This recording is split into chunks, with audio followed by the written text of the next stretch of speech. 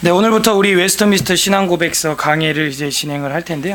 예전에 우리 개척하고 나서 벌써 5장까지 나갔었던 기억이 있습니다. 근데 여러 가지 사정으로 하지 못하다가 계속 우리 소그룹 모임이나 우리 성도님들 만날 때 이 이야기를 많이 하셨고, 저도 마음에 늘 그 거룩한 부담감으로 가지고 있었어요. 해야 하는 것이다 라는 부담감이었죠. 이거를 왜 우리가 해야 되는지 동기, 오늘은 서론 부분하고 목차하고 1장 1항까지 오늘 목표고요. 1시간 안에 끝내기 위해서 PPT를 준비했고, 여러분 성경책 또 외민책 다 있으니까요. 이거를 살펴봤으면 좋겠습니다.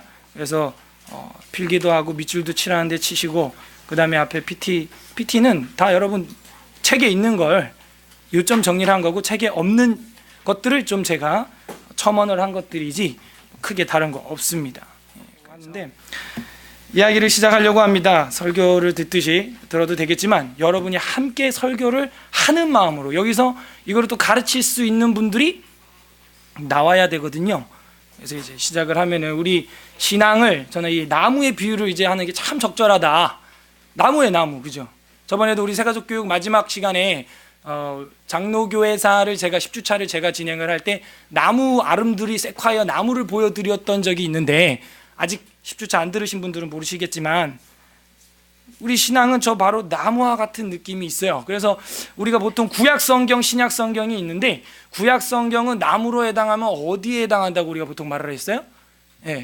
뿌리에 해당한다 그랬어요. 그래서 구약성경은 뿌리에 해당한다, 올드 테스타먼트라고 했는데, 이 뿌리를 잘 내려야 나무가 잘 자라나겠죠. 그래서 여러분 구약성경을 지금 대하설교하고 있을 때 튼튼하게 잘 해둬야 돼요. 그래야 이 신약 성경 공부할 때 더 그리스도의 그 공생애가 잘 보이게 되는 것입니다. 그 다음에 신약 성경은 그럼 뭐예요? 줄기, 나무로 치면 줄기에 해당한다. 그래서 뉴 테스타먼트라고 이야기를 해요. 뿌리와 줄기, 나무의 통이라고 할 수 있죠. 그래서 우리의 신앙은 바로 구약 성경, 신약 성경에 기반을 하고 있다. 이것이 우리 신앙이라는 거예요. 그리고 뻗어나가는 잔가지들과 무성한 이파리들은 뭘 이야기하느냐? 그 가지와 이파리는 바로 꽃과 열매를 맺는 신학이죠, 신학. 올바른 구약성경, 신약성경에 의해서 우리의 하나님에 대한 학문이, 하나님에 대한 알미 제대로 구현이 된다. 그러면 하나의 아름다운 나무가 되는 것이죠. 이해하셨어요? 그러니까 여러분도 아이들에게 어려서부터 차근차근 뭔가 가르칠 때 이러한 큰 커리큘럼, 단계를 가지고 시작을 해야 됩니다. 거꾸로 해서는 절대 안 되겠죠. 이 나무가 이제 영양분을 공급을 받는데, 영양분을 공급받는 그 물길, 나무 속에 수길, 수심. 근데 이 수심은 사실 물숫자가 아니고요. 이 나무 중심, 나이테의 가장 가운데 있는 수심이라는 것은 골격과 같은 거예요. 나무에 가장 딱딱한 그 부분인데, 그 나무를 지탱하는 나이테의 가장 한가운데 있는 그 수심, 그게 있으므로 이 나무가 지탱되는 거거든요. 그러면 이 줄기를 따라서 온 나무 가지 이파리에 물을 공급을 하고 영양분을 공급을 하는데, 이것이 우리 신앙으로 비유컨대 이거는 무엇과 같냐? 뿌리부터 이파리까지 공급하는 교리라는 거예요. 교리. 이게 뭐냐면요, 구약 성경부터 신약 성경, 신학까지 우리가 완성이 되어 있을 때 그 안에서 이 신앙인을 지탱하는 교리라 그러니까 와닿지 않는데, 신조, 지조, 신조 들어봤죠? 그런 거예요. 지조, 신조, 교리 다 같은 말입니다. 그래서 우리의 신조예요. 우리의 신앙이라는 거죠. 이것이 튼튼하게 나무를 지탱해 주는 수심과 같다는 거예요. 그래서 우리 아이들이 이단이나 이상한 신천지 교리에 넘어가지 않으려면 어떻게 해야 돼요? 나의 그 성경에 기반한 구약, 신약, 신학, 그리고 기반한 교리, 이것이 수심으로 척추같이 탄탄하게 있을 때 넘어가지 않는 거죠. 그걸 통해서 영양분을 공급을 받는 거예요. 그럴 때 한 나무가 지탱되는 것처럼 우리 아이들의 신앙도 이것으로 인해서 지탱이 되는 것이다 하는 걸 비유를 한번 들어보고 싶습니다. 그래서 그 장로교회, 특히 여러분이 다니는 이 대한예수교 장로회 서울 에스라 교회가 구약성경, 신약성경, 그리고 이 장로교회 안에 신학, 그리고 이거를 우리 삶의 뼈대와 같이 척추와 같이 여기는 게 무엇이냐? 그게 바로 웨스트민스터 신앙 고백이라는 거예요. 그래서 이 웨스트민스터 신앙 고백서는 그냥 뭐 누가 창작해낸 기독교 서적이 아니고 뭐다? 이것은 우리 성경의 척추와 같은 그 요약본이라는 것이죠. 그래서 이 웨스트민스터 신앙 고백서를 우리가 공부하는 데는 이런 의미가 있는 거예요. 한마디로 이 웨스트민스터 신앙 고백서는 우리 신앙의 열쇠가 된다. 왜 열쇠냐? 이거는요, 키예요, 키. 열쇠인데, 열면은 그 안에서 오묘하고도 신묘한, 정말 다양한 하나님의 그 계시의 말씀을 우리가 누비면서 다닐 수 있는 그 관문처럼 문이 되는 거죠. 여러분들, 신앙의 요약본이 이 열쇠라고 제가 표현을 했는데, 집에 들어갈 때 뭘 가지고 들어가요? 열쇠를 가지고 들어가는 거예요. 뭐 비밀번호 카드라고 할지라도. 그거는 요약이에요. 여러분 집의 요약은 열쇠예요. 그래서 그 열쇠가 있으면 집 안에 다 누려볼 수 있게 되는 거죠. 그래서 이 교리를 알게 되면은 구약 성경, 신약 성경에 나타나 있는 하나님의 진리의 말씀을 다 여행해 보는데 입문이 된다는 거예요. 요약본이라고요. 성경 요약본이다.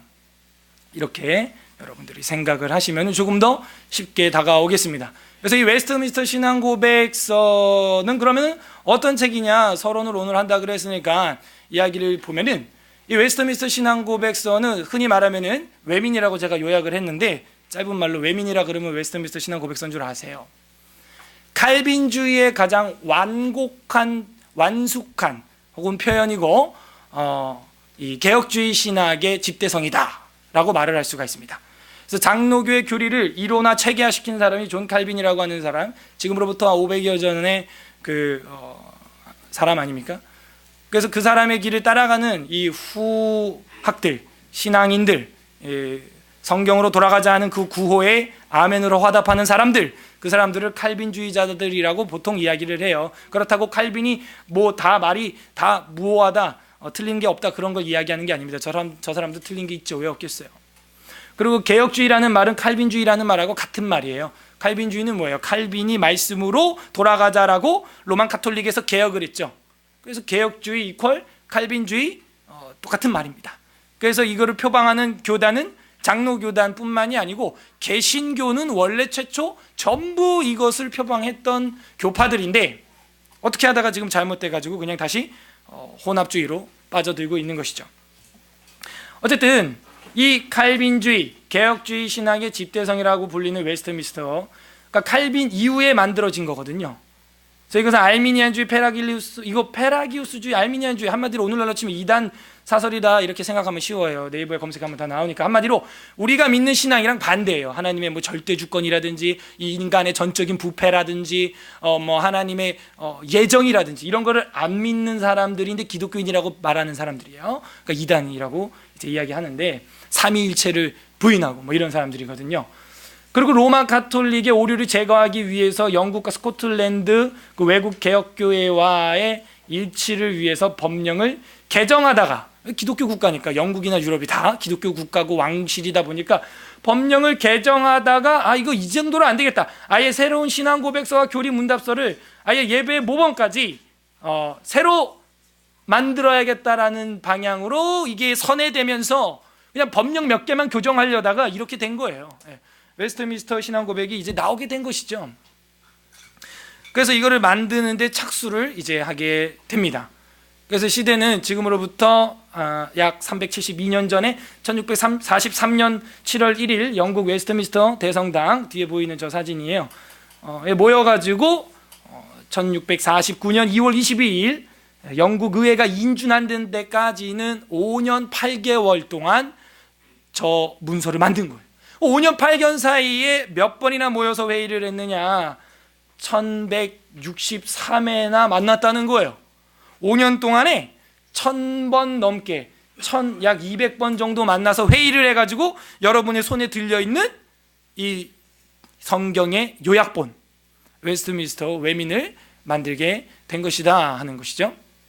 그때 모인 사람들의 숫자는 151명인데 그 중에서 30명은 저명한 평신도들, 여러분 같은 집사님, 권사님, 장로님 이런 분들인데, 이분들이 모여가지고 그 중에서 이제 30명이 평신도인데 상원 의원이 10명, 하원 의원이 20명 계셨고 신학 전문인이 121명이었다는 거예요. 그래서 총 151명이 모여서 이 회의를 그렇게 많이 1000번이나 넘게, 그 5년이라는 세월 사이에 1000번이나 넘게 회의를 하면서 이거를 제정하게 됐고, 지금 회의하는 장면을 뒤에 이제 그림으로 삽입을 한 것입니다. 실제 장면이에요. 그래서 그 참여한 사람들 중에서는 그 중에 온건한 감리교 사람들, 그 다음에 독립교단의 한 12명의 목회자, 신학자들, 그 다음에 영향력 있는 에라스투스파, 이게 그 개혁파들 중에 한 분파입니다.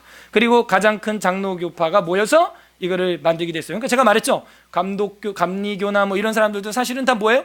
개혁주의를 표방해야 되는 것이죠. 로만 카톨릭에서 나왔다면 말입니다. 그래서 그렇게 총회가 처음에 이렇게 모여가지고 5년이라는 세월 이상, 약 6년 동안 이 교리의 통일을 위하여 열심히 애를 썼다 하는 것입니다. 뭐 어떻게 그렇게 다른 교단인데 교리가 통일이 될 수 있느냐? 핵심은 성경이죠.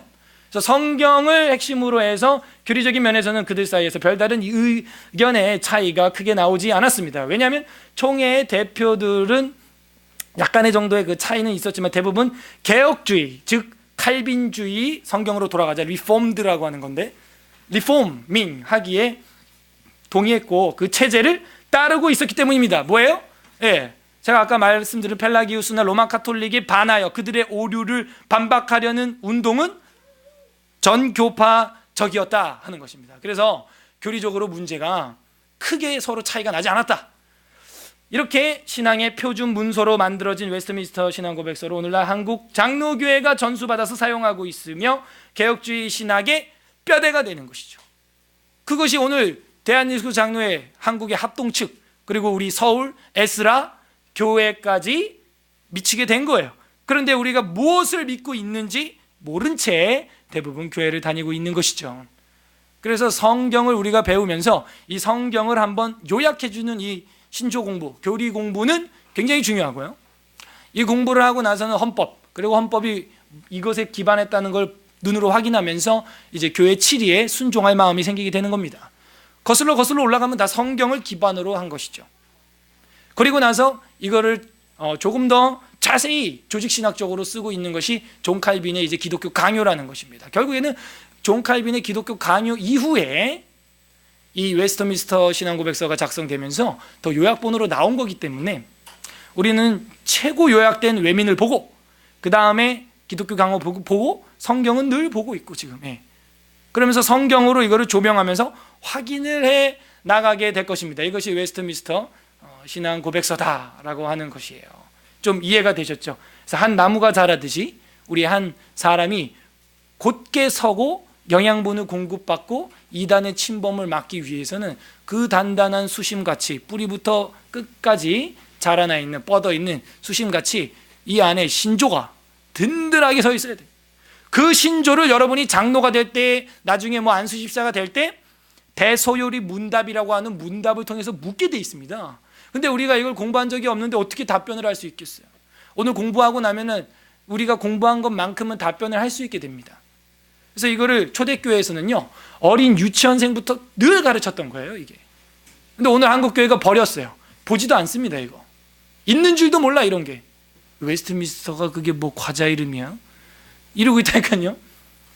초대교회는요, 7살, 8살, 9살 된 애들 중에서 이거를 다 외운 애들이 많이 있었다라고 기록물이 남아있어요. 외웠어요, 아예 통째로. 꼬맹이들이. 오늘날은 외우고 있는 사람들이 드물죠.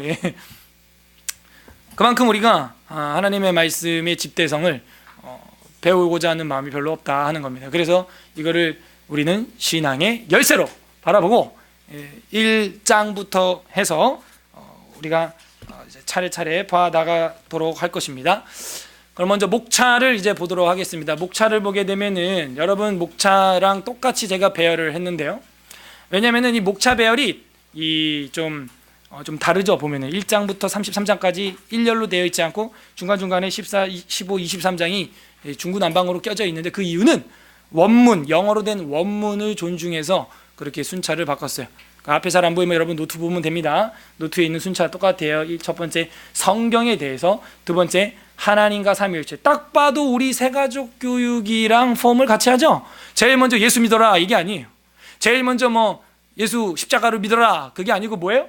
성경에 대해서 먼저, 이 성경이 어떤 책이냐 이거 먼저 공부를 해야 뭐 예수 그리스도를 이야기하든 하나님 아버지를 이야기하든 성령 하나님을 이야기할 수 있는 것이죠. 그래서 이렇게 웨스트민스터 신앙고백서는 처음부터 열세의 역할을 제대로 하고 있다. 그래서 새가족 교육을 제가 이걸 보고 따온 건 아닌데 아무튼 그렇게 사고하는 게 맞다는 거예요. 성경은 사실인가 뭐 이런 걸로 우리가 새가족 교육 시작하지 않았습니까? 하나님과 삼위일체, 하나님의 영원한 작정, 창조. 그러면서 이제 4장에 가서 창조, 창세기, 천지 창조 이야기가 들어가는 거예요. 이게 맞죠. 그 다음에 하나님의 섭리, 인간의 타락과 죄의 형벌, 하나님의 언약, 중보자 그리스도, 자유의지, 그 다음에 유효한 부르심, 구원에 이르는 신앙, 생명에 이르는 회개, 칭의, 이신칭이죠. 양자됨, 그리고 성화의 삶, 그 다음 선행, 성도의 견인, 은혜와 구원의 확신, 하나님의 율법, 그리스도인의 자유와 양심의 자유, 예배와 안식일. 우리 다 그 새가족 교육에 들어가는 주제도 있지 않습니까? 합당한 맹세와 서원, 결혼과 이혼, 교회에 관해서 우리 새가족 교육 때 하지 않았습니까? 성도의 교통, 성례, 세례, 성찬, 그 다음에 교회의 권징, 그 다음에 국가의 위정자들에 대해서 대회로 모일 때 총회 있죠? 우리 총회 있잖아요. 총회와 뭐 노회, 협의회, 공의회라는 거 있죠? 교회 말입니다. 그 다음에 사후 상태와 우리 사람이 죽은 후에 말이죠.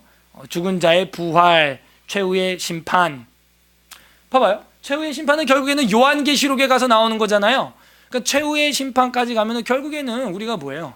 창세기부터 요한계시록까지 요약본이다 하는 것을 목차만 봐도 알 수 있죠.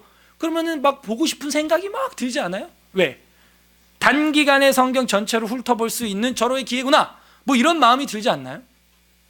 전혀 안 드시면 대하설교를 7년간 들으시면 되는데 그건 너무 길고요. 이거는 제가 격주로 해가지고 한 2년 보고 있어요. 2년에서 2년 반 정도. 그래가지고 이제 딱 좀 자세하게 하려고 그럽니다. 그 뒤부터는 조금 더 빨리빨리 이제 진도를 나갈 수가 있겠죠. 아무튼 목차를 우리가 봤는데 원본을 존중한 목차이기 때문에 중간에 장이 이름이 좀 바뀐 것들이 있습니다. 그럼 왜 목차 중간에 그게 바뀌었냐면 주제가 다루기에 완성도가 있어서 후에 완성된 것들, 수정 보완된 것들이 나중에 이렇게 들어갔다. 순서를 좀 재배열했다. 이렇게 볼 수가 있어요. 5년, 6년 동안 쓴 거기 때문에 처음 세팅한 그 폼으로 끝까지 갔다고 보기는 힘들죠. 그래서 목차를 우리가 봤고요. 제일 1장 뭐라 그랬어요? 1장. 네, 여기 있잖아요. 성경. 성경에 관해서 이제 보겠는데요. 사실은 제목은 성경 이제 그냥 뭐 the Bible, the Holy Bible 뭐 이렇게 되어 있지 않고요. 영어로 원래 원문을 보게 되면 여러분에도 나와 있지만은 of the Holy Scriptures 이렇게 되어 있죠. 그래서 여러분 외민 1장 여기 제목에 보면은 저렇게 똑같이 나와 있습니다. 그죠?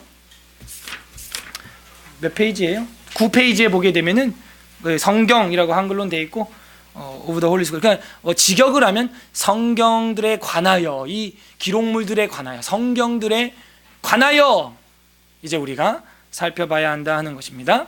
그래서 1장 오늘 성경 1항까지 하겠습니다. 사실 한 10항까지 정도 있는데 우리가 저번에도 시간이 할애하는 단락까지 한 단락 한 단락 이렇게 나갔던 기억이 납니다. 그래서 이 성경에 관해서 먼저 1항 여러분 펼쳐보시고요. 앞에도 나와 있지만 같이 이제 보면서 읽어 나가도록 하겠습니다. 우리 1항 다 같이 1장 1항 읽어보도록 하겠습니다. 시작. 본성의 빛과 창조의 섭리 사역 가운데 하나님의 선하심과 지혜와 능력이 분명하게 나타나 있어서 아무도 하나님을 모른다고 핑계할 수가 없다. 그러나 그러한 것들은 하나님과 그의 뜻을 아는 지식을 주는 데 있어서 불충분하다. 하지만 그 지식은 구원을 얻는 데 필요하다. 그래서 주님은 여러 시대 그리고 여러 가지 방법으로 자신을 계시하시고 자기의 교회에 자신의 뜻을 선포하시기를 기뻐하셨다. 그 후에는 진리를 더 잘 보존하고 전파하기 위해서 그리고 육신의 부패함과 사탄과 세상의 악에 대비하여 교회를 더욱 견고하게 하며 위로하시기 위하여서 바로 그 진리를 온전히 기록해 두게 하셨다. 이 같은 이유로 성경이 절대적으로 필요하게 된 것이다. 그리하여 하나님께서 자기 백성에게 자신의 뜻을 직접 계시해 주시던 과거의 방식들은 이제 그치셨다라는 거예요. 그래서 좀 길지만 우리가 이걸 한 절 한 절 이치에 맞게 이제 해석해 나가면은 쉽게 이해가 될 것입니다. 먼저 여기 보면은 1항에 대해서 소제목을 여러분이 만들어 볼 수도 있지만 저는 소제목을 두 가지 정도로 따볼 수가 있다고 생각해요. 성경의 필요성과 기록의 종결성. 그러니까 쉬운 말로 성경의 필요성과 성경 기록의 종결성에 대해서 1항이 이야기하면서 마무리되고 있다. 근데 저는 오늘 주보에 뭐라고 실었어요? 일반 계시와 뭐라고요? 특별 계시. 그 말이나 이 말이나 사실은 크게 다르지 않습니다. 그러면은 일단 처음에 보면은 제일 먼저 처음부터 이해가 안 돼요. 본성의 빛과 라고 되어 있어요. 여러분, 저 본성의 빛이라고 하는 것을 아는 사람은 많지 않습니다. 저거는 신학적인 용어이기 때문에 해석이 감미가 돼야 되는 거예요. 영어로는 light of nature 이렇게 돼 있잖아요. 그러면은 이게 자연의 빛도 되지 않을까요? 됩니다. 본성의 빛도 됩니다. 그러니까 번역은 번역자의 마음인 거예요. 그러면 저 본성의 빛이라는 것은 뭘 이야기하느냐? 제가 방금 말했죠. 자연의 빛이라는 말과 다르지 않다는 거예요. 근데 이 자연할 때 이 자자가 스스로 자자인데 저는 맞지 않다. 전 세계에 벚꽃이 자연이 생기냐? 아닙니다. 저게 스스로 지가 피는 건가요? 전 그렇게 보지 않아요. 가시적으로는 스스로 피는 것 같지만 누가 피게 하는 거예요? 천부 하나님 창조주께서. 그렇기 때문에 자연이라는 말도 뭐 괜찮게 쓸 수 있지만 천연이라는 말이 더 괜찮지 않냐? 하늘 천자를 쓰거든요. 그래서 천연의 빛, 본성의 빛이라는 거예요. 그래서 그거를 보게 되면은 어떤 일이 일어나는가라고 쓰고 있어요. 예, 이 창조 사역과 관련해서 내적인 원천으로 인간의 마음속에 종교의 시 또는 그 신인식을 할 수 있다는 거예요. 천연의 빛, 그거를 통해서 말이죠. 다시 말씀드리면은 이 본성, 우리가 말하는 다시 봅시다. 이 본성의 빛이라고 하는 것은 쉬운 말로 하면은 하나님을 알 만한 천연, 자연을 우리 눈앞에 어떻게 했다? 펼쳐 두셨다라는 것을 이야기하고 있는 것이죠. 그래서 하나님이 그렇게 창조하셨구나 하는 것을 이 교리서에서는 지금 이야기를 하고 있는 겁니다. 그래서 다시 복습을 하면은 자연의 빛 이퀄 천연의 빛. 이 천연의 빛, 본성의 빛, 이거는 뭘 말하는 거라고요? 뭘 하는 거라고요? 바로 창조 사역과 관련해서 내적인 원천으로 인간의 마음속에 종교의 씨앗 또는 그 신인식에 대해서 보여주는 거라는. 그래서 그걸 통해서 결국에는 뭘 하는 거예요? 창조와 그 하나님의 섭리를 깨닫게 되는 거죠. 그게 우리 안에 있는 뭐라고요? 본성의 빛이라는 거예요. 그래서 방금 우리가 로마서 1장 읽었죠. 이런 자연 만물을 보면은 하나님의 창조와 섭리를 거부할 수 없구나, 핑계할 수 없구나 하는 걸 알 수가 있어요. 즉 외적인 원천을 우리에게 제공해주고 있는 거죠. 눈으로 가시적으로 보이는 그런 자연 만물, 그런 거를 보면 우리 본성의 빛이 창조주 하나님에 대하여, 종교심에 대하여 시동이 걸린다. 그래서 그런 외적인 원천들, 이런 걸 보는 거예요. 자, 외적으로 보이는 이런 원천, 이거를 일반적인 하나님의 계시라고 하는데, 그래서 이거를 일반 계시라고 합니다. 그래서 일반 계시가 있고, 이 다른 말로 자연 계시라는 말도 하는데, 자연이라는 말을 우리가 잘 안 하니까 이거를 무슨 말로도 할 수 있다고요? 천연이라는 말로도 우리가 하면은 더 좋겠다. 하늘 하나님께서 우리에게 열어주신 계시다 하는 것이죠. 그래서 일반 계시나 자연 계시나 같은 용어인데 보통은 뭐 일반 계시다라는 말을 많이 쓰죠. 다시 정리하면 일반 계시는 뭘 말하는 거예요? 이 천연의 빛을 말하는 것이죠. 그래서 우리도 꽃을 보고 해달별을 보고 우주 만물을 보고 하나님의 존재, 조물주의 존재를 의식을 한다는 거예요. 그게 바로 일반 계시다 하는 거죠. 그래서 그 창조와 그 섭리에 대해서 우리가 바라볼 때 그거를 느낀다 하는 겁니다. 그래서 창조와 섭리의 사역 가운데 하나님의 선하심과 지혜와 능력이 분명하게 나타나 있어서 아무도 하나님을 모른다고 핑계할 수가 없다. 이게 아까 방금 여러분이 읽었던 본문이랑 일맥하는 그 구절이 되겠어요. 자, 그럼 여기까지 했을 때 이 사람은 하나님의 완벽한 뜻이나 혹은 하나님의 속마음을 알 수 있나요, 지금? 단지 하나님의 존재, 하나님의 일반 계시를 통해서 조물주에 대한 인식, 종교심 정도, 천연에 대한 감탄, 경의는 가질 수 있을지 모르지만 정확히 하나님의 마음, 하나님의 의도, 하나님의 뜻을 알 수 있을까요? 일반 계시만 깨달은 사람이 없다는 거예요. 그게 문제죠. 그러나 거기까지만 인식을 해도 그 사람은 소망이 있다는 거예요. 아직 뭐 예수 그리스도나 뭐 하나님은 뭐 세상을 어떻게 창조하셨고 이렇게 어떻게 구원하셨고 어떻게 심판하실 건지 이런 디테일 몰라도 막연하게 피상적으로 하나님 천연을 만드신 조물주, 뭐 하늘에 계신 뭐 천부, 상지에 이런 정도의 인식만 가져도 1차 일반 계시에 대한 인식은 성공한 거다. 그러나 디테일한 하나님의 뜻을 알지는 못한다 하는 거예요. 그런데 그렇게 1차 일반 계시만 인식을 하는 것도 참 쉬운 일은 아니다 하는 것을 이야기를 하고 있죠. 그게 아까 우리가 읽었던 본문인데요. 이는 하나님의 알만한 것들이 그 속에 보임이라 하나님께서 그 일을 그들에게 보이셨느니라. 장세로부터 그 보이지 아니하는 것들 그의 영원하신 능력과 신성이 그가 만드신 만물에 분명히 보여 알려졌나니 그러므로 그들이 핑계하지 못할지니라. 하나님을 알되 그런데 어떻게 해요? 하나님을 영화롭게도 아니하며 감사하지도 아니하고 오히려 그 생각이 허망하여지며 미련한 마음이 어떻게 이렇게 된 거예요? 아니 이렇게 인식을 하고 핑계할 수 없을 만큼 하나님을 알고 하나님을 알되 그러면 된 거 아니에요? 근데 이 본문은 뭘 보여주고 있어요? 된 게 아니라는 거예요. 하나님은 알았지만 1차 일반 계시에 대한 인식, 그 일반 계시에 대한 생각은 성공을 했지만 하나님을 알되 그게 다가 아니라는 거예요. 하나님을 안 거 가지고 안 된다는 거예요. 하나님 살아있는 거 나 믿는 거 가지고 부족하다는 것이죠.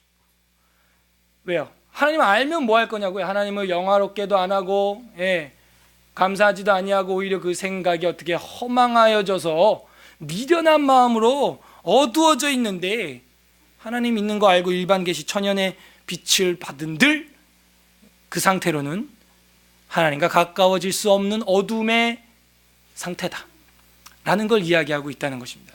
그래서 우리가 로마서 1장 19절에서 21절까지 이제 읽었던 거예요. 근데 여기까지 라도 믿는다면 참 일단은 소망은 있다 하는 거예요. 그 다음 그래서 핑계할 수 없다. 그러나 그러한 것들은 하나님과 그의 뜻을 아는 지식을 주는 데 있어서 충분해요, 불충분해요? 그거 봐요. 제가 한 말이 맞잖아요. 그죠? 그런 천연, 자연, 해달별, 꽃과 나무, 산과 들, 강을 본다 한들 그 피상적으로 종교심이나 조물주에 대한 마음은 가질 수 있지만 뭐는 불충분하다? 그분의 정확한 뜻, 그분의 지식, 그걸 우리가 캐치해내는 데는 그런 풀떼기, 그냥 나무떼기만 봐서는 힘들다, 불충분하다 하는 거예요. 우리 인간의 어떤 사람들입니까? 바로 죄로 인해서 부패했고 왜곡되었기 때문에, 타락했기 때문에, 전적으로 망가졌기 때문에 죄로 인해서 그걸 인식을 할 수가 없어요. 하나님에 대해서. 그런 자연 만물만 가지고 알아먹을 수 없는 전적인 부패의 상태에 있다라는 것이죠. 성경에 나오는 타락의 교리를 이야기하고 있는 거예요. 그래서 우리가 알 수 없어요. 불충분합니다. 하지만 그 지식은 구원을 얻는데 필요해요? 필요 없어요? 반드시 필요한 것이죠. 여기서 말하는 그 지식은 여기 위에서 말했던 하나님의 뜻, 하나님 앞에 가는 길, 그걸 말하는 거예요. 그 지식은 구원을 얻는 데 있어서 반드시 필요합니다. 그래서 주님은 여러 시대에 그리고 여러 가지 방식으로 자신을 계시하시고, 여러 시대 여러 가지 방식으로 계시하셨다는 건 뭐예요?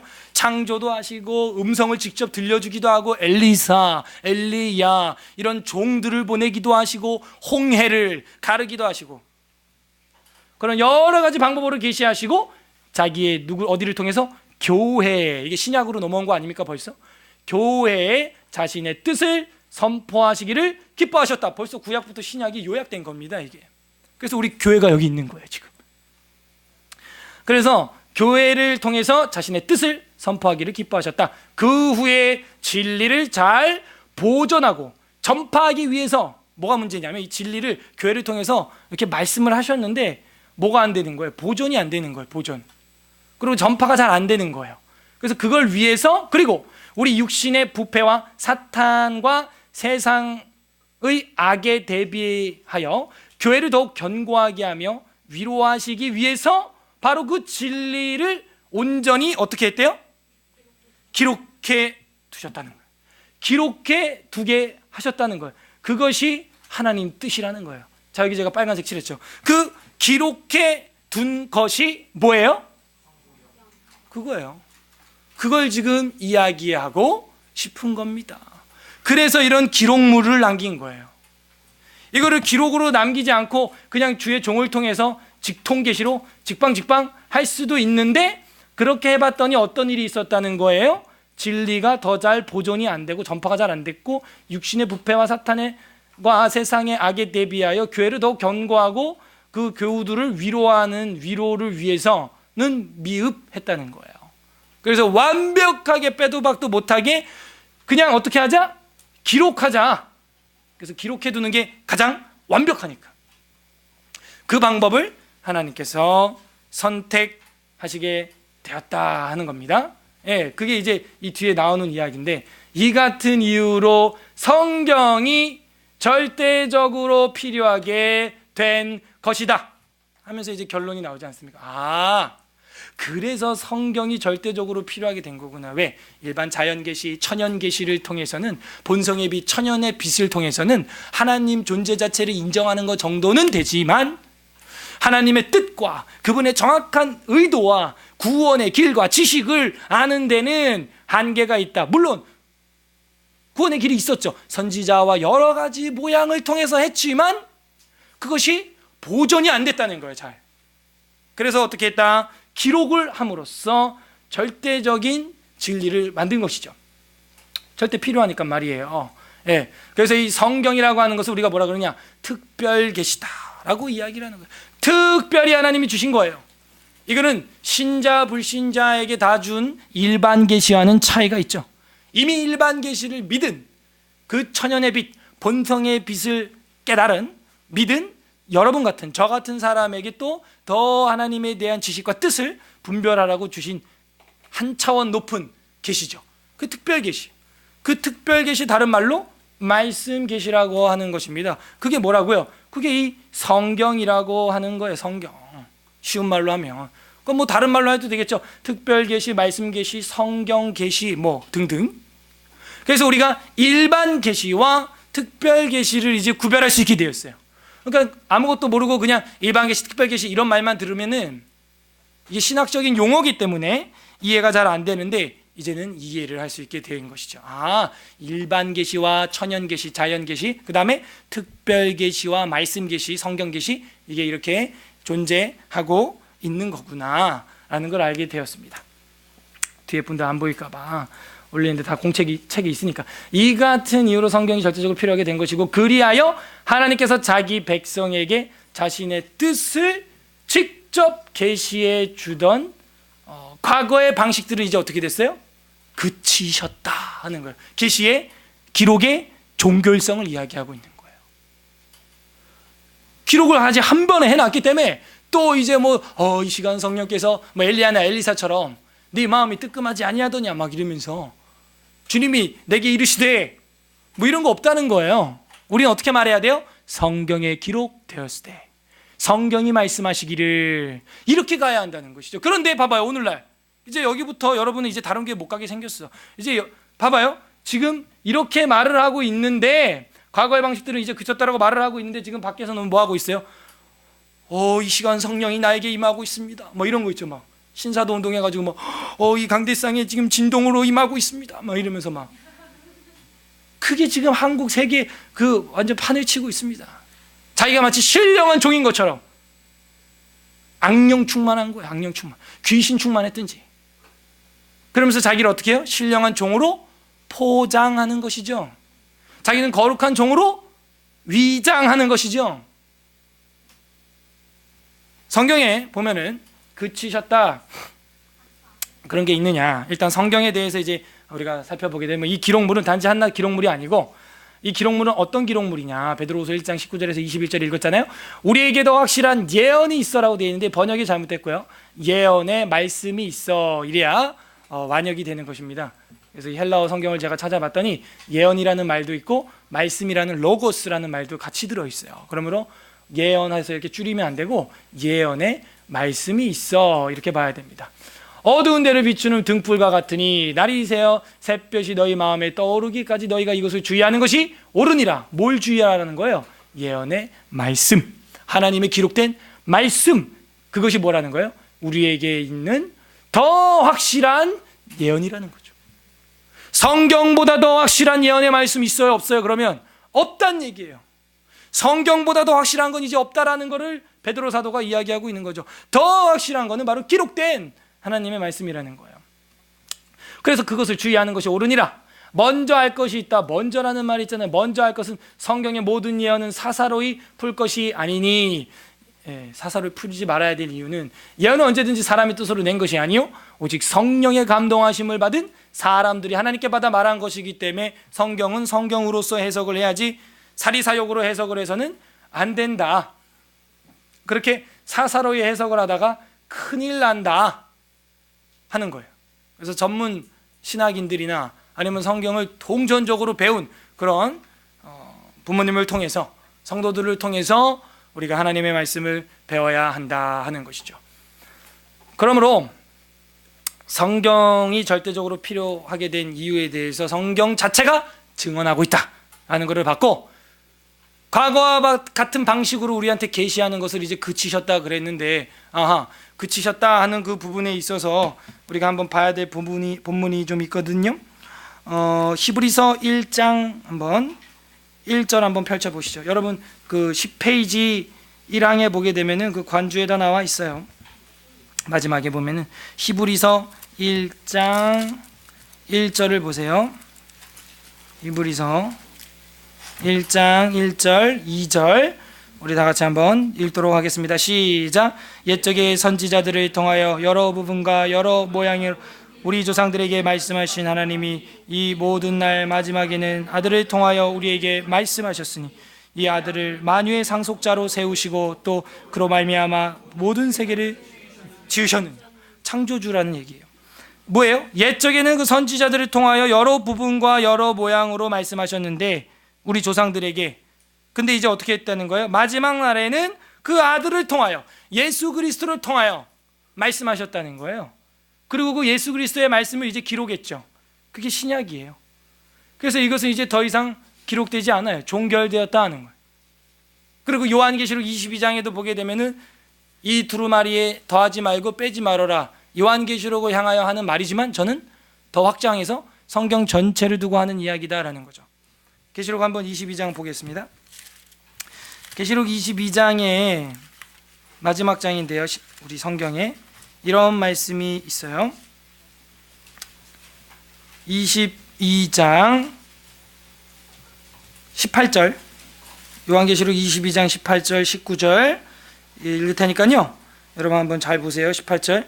내가 이 두루마리의 예언의 말씀을 듣는 모든 사람에게 증언하노니 만일 누구든지 이것들 외에 더하면 하나님이 이 두루마리에 기록된 재앙들을 그에게 더하실 것이요, 만일 누구든지 이 두루마리의 예언의 말씀에서 제하여 버리면 하나님이 이 두루마리에 기록된 생명나무와 및 거룩한 성에 참여함. 거룩한 성에 참여함이 뭡니까? 천국 들어가는 거죠. 에서 제하여 버리리라. 한마디로 성경에 없는 거 더하면 재앙을 더해 버릴 거고, 성경에 있는 내용을 빼버리면 하늘나라 참여하면서 너를 빼버리겠다는 것이죠. 이것이 비단 요한계시록에만 해당이 되는 말씀이겠냐고요. 우리가 성경 전체를 바라봄에 있어서 그 기록된 계시의 방식, 이것이 하나님의 이제는 뜻이고, 이전에 예언자들이나 그런 음성을 통해서 하시던 방식은 이제는 어떻게 됐다? 그치셨다라는 것입니다. 이것이 여러분의 신앙이 되어야 되는 거예요. 그러지 않으면 어떻게 되냐? 성경 외에 다른 프로그램과 세미나와 집회에 목매게 되어 있는 거예요. 아셨죠? 그러니까 이것은요, 결단코 가벼운 문제가 아니에요. 근본적인 문제이고, 처음에는 1도, 10도, 20도 각도가 빗나갔지만 종착역에 가면 완전 다른 데가 있는 거예요. 그래서 저희 교회가 하나님의 말씀을 배우고 대화 설교를 하고 월요반을 하고 성경 캠프를 하고 이런 성경 요약인 교리 신조를 공부하는 이유는 바로 여기 있는 것이죠. 그래서 우리들이 이것을 잘 연마해가지고 우리 자녀들에게 가르치고 배우게 해야 하는 것입니다. 자, 우리 이제 한 절만 마지막으로 성경 구절로는 읽고, 지금 성경 구절 되게 많이 보지 않습니까? 그러니까 성경 이 전체 총체적인 요약본이라니까요. 이게 한 구절만 읽고 우리 이제 1항의 교훈을 정리하고 이제 마무리를 하고자 합니다. 그 관주 1항에 보면 5번으로 달려있는 관주 중에서 디모데후서 3장 15절, 여러분 너무나 잘 알고 있는 말씀인데요. 우리 신앙 고백을 우리가 매 주일날 주보에 성경 고백으로 실어놓고 하고 있는 겁니다. 디모데후서 3장 15절, 우리 젊은 청년들과 어린 학생들 특히 잘 좀 마음에 새기면서 읽었으면 좋겠어요. 디모데후서 3장 15절 16절 이 두 절이네요. 신약성경 346페이지 우리 다 같이 읽도록 하겠습니다. 3장 15, 16절 디모데후서 3장 15, 16절 시작.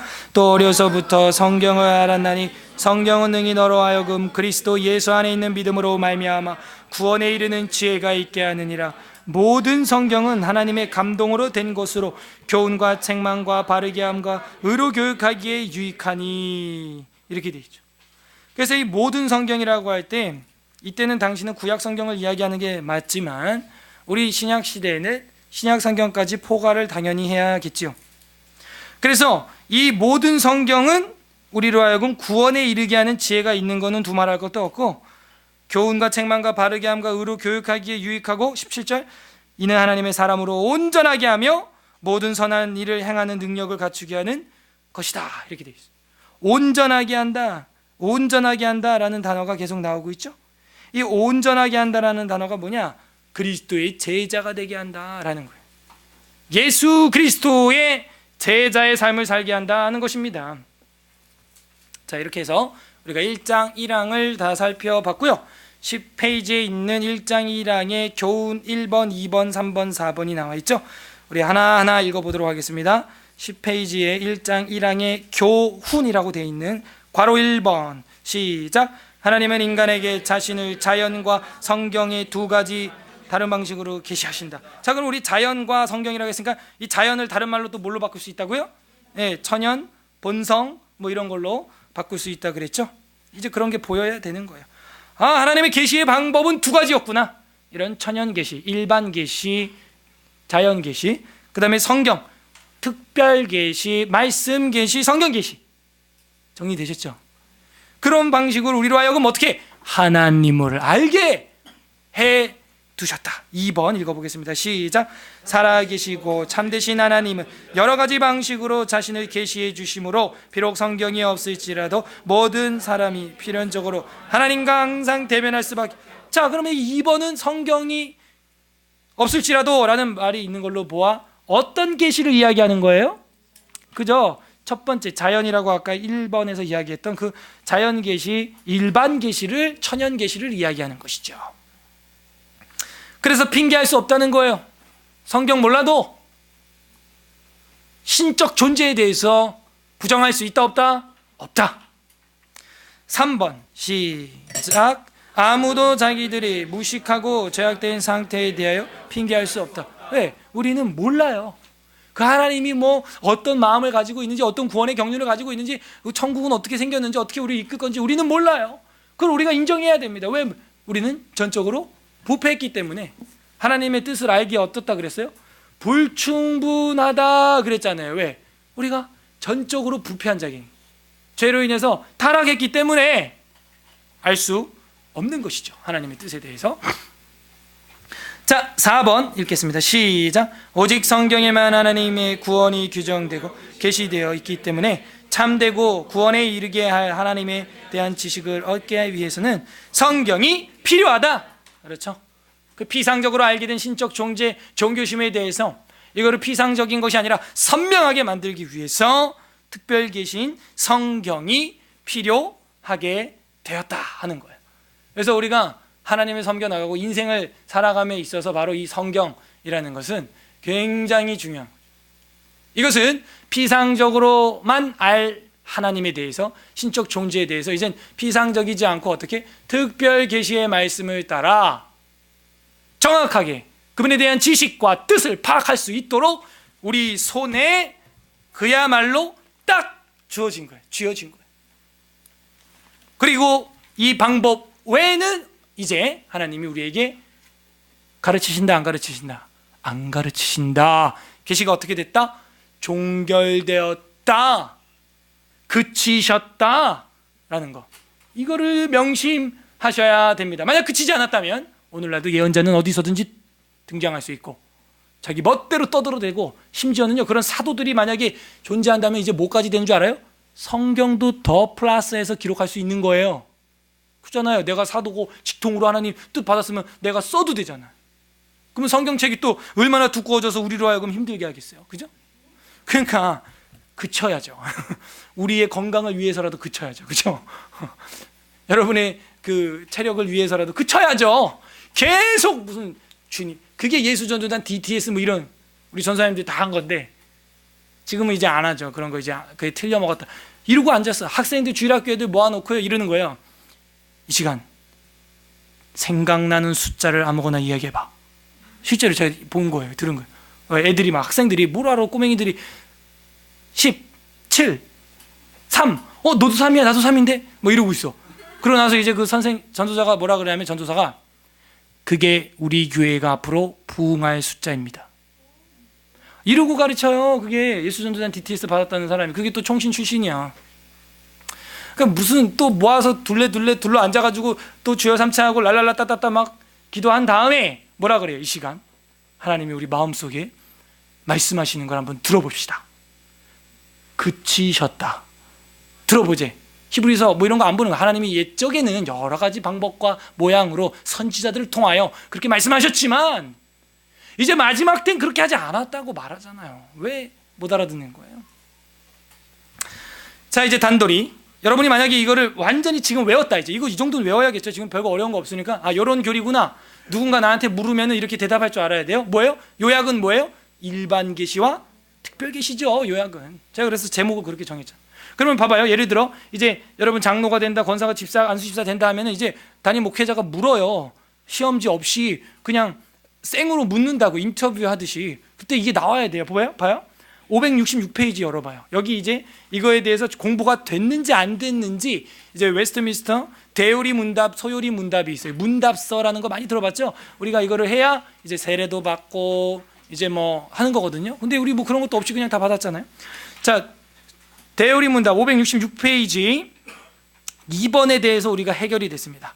2번 문제 다 같이 읽겠습니다. 시작. 자, 한번 덮어봐. 보지 마요. 덮어. 다 써있잖아. 덮어요. 덮고 얘기해봐요. 우리 학생들이나. 하나님이 계시다는 것을 우리가 어떻게 알 수 있습니까? 그죠? 이렇게 뭐라도 이렇게 말을 할 수가 있는 거예요, 우리가. 근데 이런 거 공부가 학습이 안 되면은 하나님 계신 거 어떻게 알 수 있어? 그냥 믿어. 뭐 이런 식으로 한다든지, 꽃을 봐. 뭐 이런다든지, 뭐 이렇게 나가는 거예요. 근데 이제 정리가 됐죠. 일반 계시와 자연 계시를 통해서 하나님으로 하여금 우리가 알게 돼 있다. 그래서 일반 계시는 그런 천연 자연의 빛을 보면은 조물주에 대해서 핑계할 수 없게 해놨고, 그러나 그분에 대해서 우리가 정확한 지식과 그분의 경륜을 알 수 없기 때문에, 그분의 뜻을 알 수 없기 때문에 두 번째 특별 계시인 말씀 계시를 주셔서 우리가 그 계시를 의존함으로 그 하나님의 뜻과 사랑과 그분의 구원의 경륜과 우리가 들어갈 천국에 대해서까지도 알 수 있게 돼 있다. 그래서 일반 계시와 특별 계시를 통해서 충분히 하나님을 알 수 있게 두셨다라는 거예요. 할렐루야. 예. 그래서 이 뒤에 부분은요, 해설되어 있는 건데, 예전에는 뭐 몇 개 읽기도 하고 그랬는데, 이제 설명 제가 핵심을 요약을 해드렸으니까 이 뒤에 해설은 웨스트민스터 신앙 고백서가 아닙니다. 웨스트민스터 신앙 고백서는 1항 해가지고 이게 다예요. 이게 요것만 웨스트민스터 신앙 고백서고, 이 뒤에 11, 12, 13 여기 이 뒤에는 그냥 후학자들이 해설을 해놓은 거예요. 그러니까 참고 삼아 읽어보면 제가 한 이야기가 여기 다 들어있고 다 나옵니다. 다 나와요. 예를 들어서 13페이지 중반에 보게 되면은 자연 계시를 통하여 뭐 어쩌고 저쩌고 뭐 이런 게 나오죠. 예, 이런 거 다 우리가 지금 다룬 겁니다. 그래서 하나님께서 한 번 성경을 완성해서 기록했기 때문에 더 이상 여러분은 성경을 빼고 다른 이야기를 하면 안 돼요. 그것까지 이 15페이지에서 이야기를 해주고 있는데, 15페이지의 내용은 이런 겁니다. 홍해를 가른 것도 한 번이요. 예수 그리스도의 죽으심 몇 번이에요? 한 번이죠. 십자가에 부활하신 몇 번이에요? 한 번이죠. 오순절 마가다락방의 성령 강림으로 말미암아 교회 탄생 몇 번이에요? 한 번이에요. 그와 마찬가지로 성경도 단번에 기록되었고 더 이상 새로운 계시는 없다. 여러분, 성경에 일회적인 게 굉장히 많아요. 십자가가 뭐 매번 반복돼야 되고 그거 아니거든요. 그러니까 이런 개념도 우리가 이런 걸 배우면서 알 수 있는 거예요. 창조도 한 번이었고, 홍해도 한 번이었고, 십자가도 한 번이고, 부활도 한 번이요, 승천도 한 번이요, 성령 강림도 한 번이고, 성경 기록의 완성, 계시의 완성도 이제 한 번에 끝난 거예요. 더 이상 무슨 또 하나님의 음성 그런 거 하지 마. 그런 거 할 거면은요, 이제 점점점 성경이랑은 멀어지는 거예요. 멀어지는 겁니다. 예, 이렇게 해서 우리가 오늘 보아야 될 부분들은 1장 1항 성경에 관하여 봤고요. 다음 주에는 이제 2항만 보기에는 너무 짧아서 다다음 주에는 이제 2항과 아마 3, 4, 5항까지 아마 6항까지도 나갈 수도 있을 겁니다. 오늘은 서론이랑 함께 중요한 것들을 했어요. 이것이 우리 신앙의 요약본이고 이제 키가 됩니다. 벌써 이거 하나만 해도 뭔가 마음속에 딱 중심이 잡히지 않아요? 우리의 수심, 우리의 교리, 나무로 하면은 그 중간에 쫙 뻗어 있는 그 단단한 척추와 같은 것이 벌써 하나 세팅이 1층 딱 생긴 거예요. 그렇게 이제 착착착 세팅을 해 나가고, 그 다음에 구약 성경, 신약 성경을 통해서 뿌리부터 머리끝까지 이제 쫙 살을 입혀 나가는 것이죠. 자, 이제 우리 말씀을 생각하면서 이 시간 기도하도록 하겠습니다. 이 시간 우리 기도할 때, 하나님, 이런 하나님의 계시의 말씀이었고 옛적에는 옛 선지자들과 사도들을 통해서 말씀하셨던 하나님의 뜻을 이제는 명명백백하게 어느 시대 어디서나 보존하시기 위하여 사탄으로부터, 악의 영들로부터 우리 교회를 보호하시고 아파하는 우리 교우들을 회복시키기 위하여 영원불변한 진리의 말씀을 기록해 주신 것 감사합니다. 감사 기도했으면 좋겠고요. 두 번째로는, 그러나 우리가 이렇게 감사한 일이, 하나님의 계시의 말씀이 이렇게 있음에도 우리는 그것을 등하시하고 눈에 보이는 것들, 이런저런 세미나, 이런저런 집회, 이런저런 신비주의, 내 감정을 의지하는 기복신앙, 감성주의에 빠졌던 것들, 주님 용서하여 주시옵소서. 이제는 지성에서 영성으로, 그 영성에서 올바른 감성으로 갈 수 있도록 하나님의 말씀에, 성경에 기반한 신앙생활 되게 해주시고, 하나님이 주신 일반 계시와 특별 계시를 마음껏 누리면서 우리의 나그네 여정이 하나님 앞에서 아름다운 삶이 되게 해달라고, 우리 그렇게 회개하는 기도와 결단하는 기도 같이 기도하도록 하겠습니다. 기도합니다. 하나님 아버지, 감사드립니다. 우리